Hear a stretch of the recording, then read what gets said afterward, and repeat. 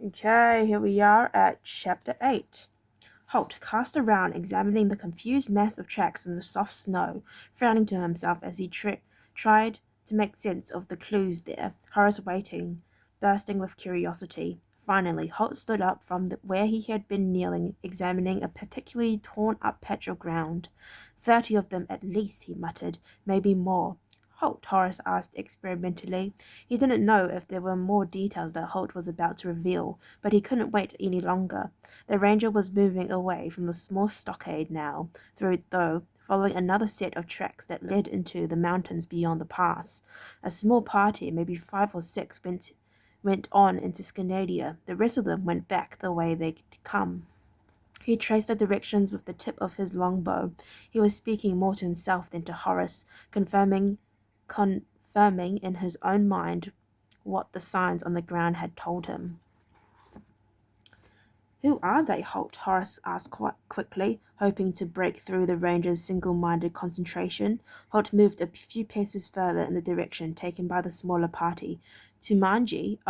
Timujai, he said briefly over his shoulder. Horace rolled his eyes in exasperation. You already said that, he pointed out, but who exactly are the Timujai?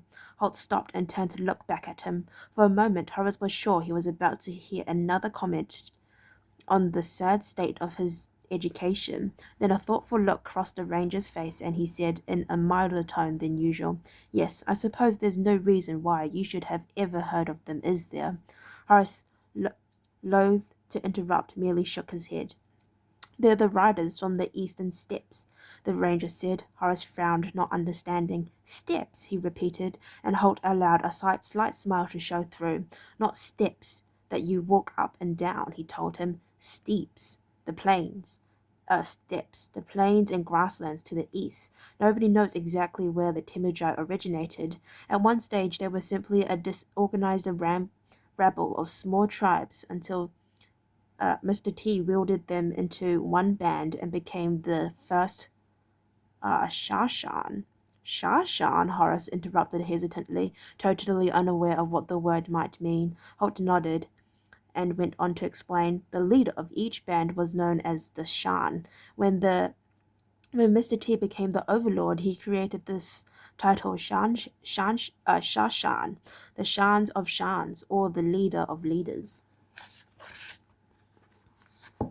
Horace nodded slowly. But who was Mr. T? He asked, adding hastily. I mean, where did he spring from? This time Holt shrugged. Nobody really knows.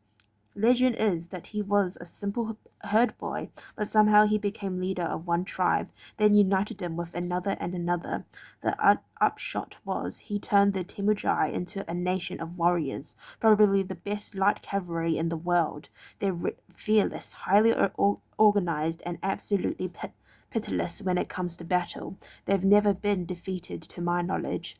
So what are they doing here? Horace asked, and Holt regarded him gravely, gnawing at his lower lip as he considered a possible answer. That's the question, isn't it? He asked. Perhaps we should follow the smaller group and see where we can find out, at least as long as they're heading in the direction we want to go. And slinging his bow over his left shoulder, he walked to where Albert stood patiently, reins trailing loosely on the ground. Horace hurried after him, swinging up astride the black battle horse he had been riding to impress the border guards. All at once, the finery that he had donned to play the role of a Gallican courier seemed a little incongruous. He nudged the black with his heel and set out after Holt. The other 2 horses followed, the battle horses on its lead rein, and Tug trotting quietly along without any need for urging or direction. Holt leaned down from the saddle, studying the snow. Look who's back, he said, indicating a trail at the snow. Horace nudged his horses closer and peered at the ground. To him there was nothing evident, other than a confusion of hoof prints rapidly losing definition in the soft, wet snow. What is it? He asked finally. Holt replied without looking up from the track. The single rider who went off on his own has come back. Some way back, the trail had split, with one rider leaving the group and heading deeper into Scandinavia, while the The main party had circled to the north, maintaining the same distance from the border. Now, apparently, that single rider had rejoined the group. Well, that makes it easier. Now we don't have to worry about his coming up behind us while we're trailing the others, Holt said. He started elbowed forward, then stopped, his eyes slitted in concentration. That's odd, he said, and slid down from the saddle to crouch on one knee in the snow. He studied the ground closely, then peered back in the direction from which the single rider had rejoined the group. He grunted, then straightened up, dusting wet snow from his knees. What is it? Horace asked. Holt screwed his face into a grimace. He wasn't totally sure of what he was seeing, and that bothered him. He didn't like uncertainty in situations like this. The single rider didn't rejoin the group here. They went this way at least a day before he did, he eventually said. Horace shrugged. That was a logical reasoning for that. There was a logical reasoning for that, he thought. So he was heading after them to a rendezvous, he suggested, and Holt nodded agreement. More than likely, they're obviously a reconnaissance group, and he may have gone scouting by himself. The question is, who followed him when he came back? That raised Horace's eyebrows. Someone followed him, he asked. Holt let a deep breath in frustration. Can't be sure, he said briefly, but it looks that way. The snow's melting quickly, and the tracks aren't totally clear. It's easy enough to read the horse's tracks, but this new player is on foot. If he's really there, he added uncertainly. So, Horace began. What should we do? Holt came to a decision. We'll follow them, he said, mounting once more. I won't sleep comfortably until I found out what's going on here. I don't like puzzles. The puzzles deepened an hour later when Tug, following quietly behind the two riders, suddenly threw back his head and let go a loud whiny.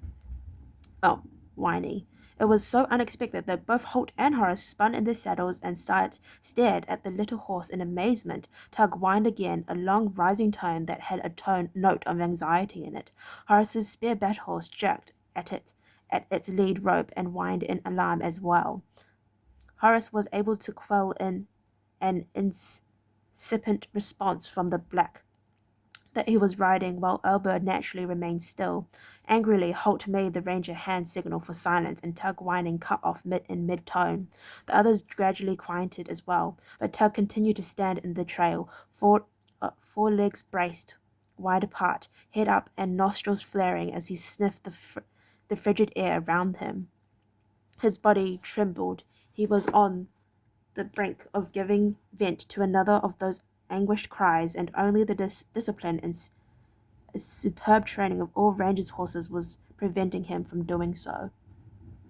What the devil? Holt began, then slipping down from the saddle, he moved quietly back to the distressed horse, patting Tug's neck gently. Hush now, boy, he murmured. Settle now. What's the trouble with you, then?